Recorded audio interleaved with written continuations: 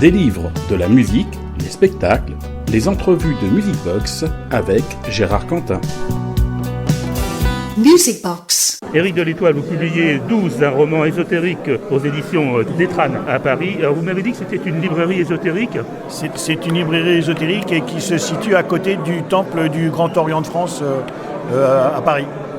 Alors donc, nous plongeons là dans le monde des Templiers, ce monde mystérieux qui n'a pas fini de faire parler. Tout à fait, c'est un monde qui ouvre tellement de portes sur tellement à la fois de fantaisie et tellement d'histoire, comme en fait on a très peu de preuves sur un certain nombre de sujets qui sont mystérieux. Effectivement, ça ouvre la porte à l'imagination et à l'imaginaire. Oui. Quelle est l'intrigue de ce livre ? 12 est un chiffre symbolique, bien évidemment. Voilà, donc il y a toute la symbolique du chiffre 12 qui sert de trame à tout le livre. Et en fait, ça part donc à la fois d'une enquête sur le château de Gisors, d'une fameuse crypte secrète, la crypte Sainte-Catherine, qui aurait détenu le trésor des Templiers.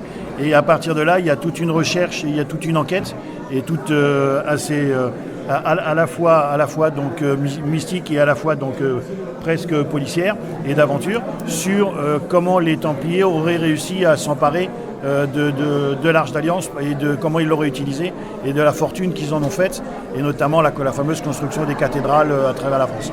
Et ce qu'elle est devenue après, effectivement, quand ils ont été pourchassés par le roi. Les Templiers ont essaimé à travers le monde, notamment beaucoup, effectivement, au Moyen-Orient. Alors, ils ont pas essaimé, ils ont été surtout, en fait, ils ont surtout été, en fait, au départ créés.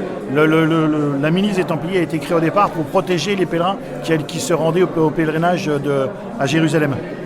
Et donc, à partir de là, effectivement, ils ont commencé à créer une armée et ils se sont installés. Mais ce ne sont pas les Templiers qui se sont installés sur place, ce sont d'autres. C'était une armée qui était là pour protéger les gens.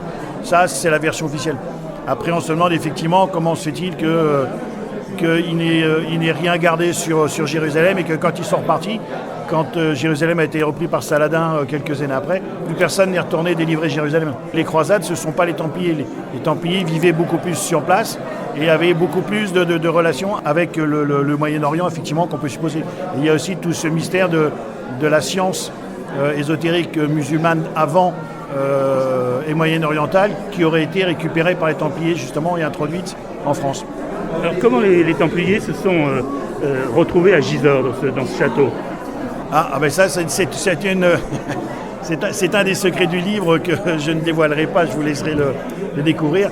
Mais il ne faut pas oublier que Gisors est quand même pratiquement en ligne droite entre Paris, donc le temple, et puis la mer, soit par les différents ports proches de l'Angleterre.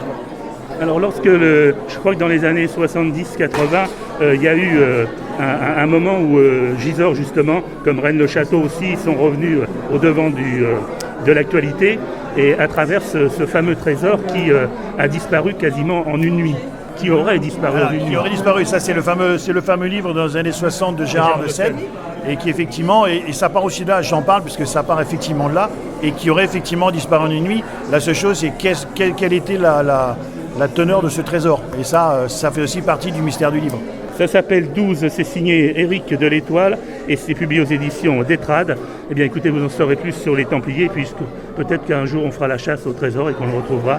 C'est tout ce que je vous souhaite. En attendant, lisez ce livre, 12, Éric de l'Étoile aux éditions d'Etrade. Merci beaucoup. Je vous en prie, merci.